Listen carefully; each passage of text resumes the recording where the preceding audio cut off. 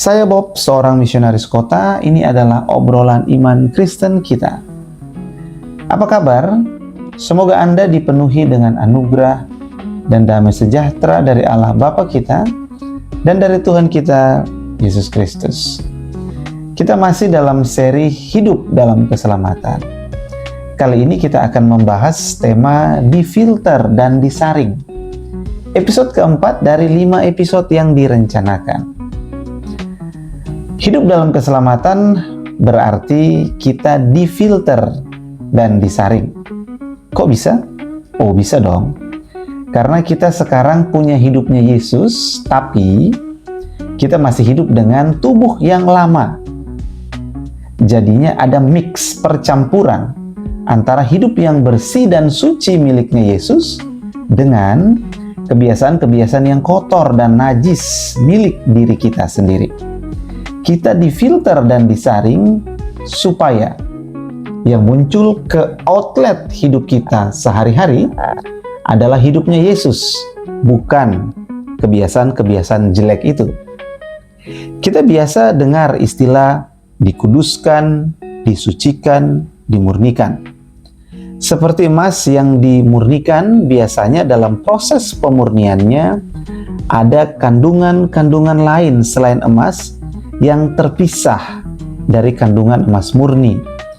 Ini dilakukan supaya kualitas emasnya jadi murni, tidak bercampur dengan kandungan-kandungan yang lain. Nah, sebagai orang-orang yang dianugerahkan kehidupan Yesus, kita itu difilter dan disaring agar kebiasaan-kebiasaan yang bertentangan dengan Yesus dipisahkan. Tujuannya adalah agar hidup Yesus yang dapat ditampilkan pada etalase hidup kita tanpa bercampur dengan kebiasaan-kebiasaan dan karakter yang bertentangan dengan Yesus.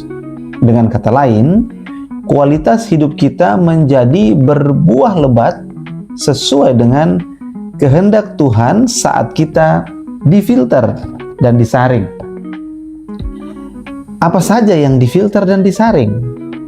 Ada banyak hal tentu saja yang perlu difilter dan disaring dari kehidupan kita sehari-hari.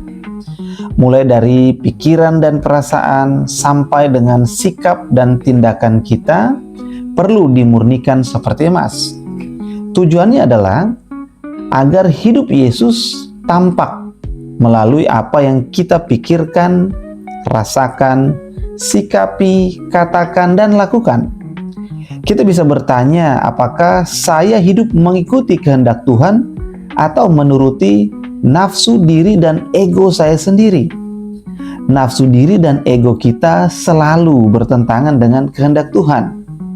Kita adalah orang-orang yang punya kecenderungan hidup mengikuti nafsu diri dan ego. Akan tetapi, Yesus selalu menolong kita untuk meninggalkan semuanya itu. Justru hidup dalam keselamatan berarti hidup mengikuti Yesus. Sebagai seorang gembala, Yesus hadir untuk menuntun kita keluar dari nafsu diri dan ego kita dan masuk ke dalam kehendak dan rencana Tuhan. Difilter dan disaring berarti hidup semakin sesuai kehendak Allah dan semakin meninggalkan nafsu diri dan ego kita.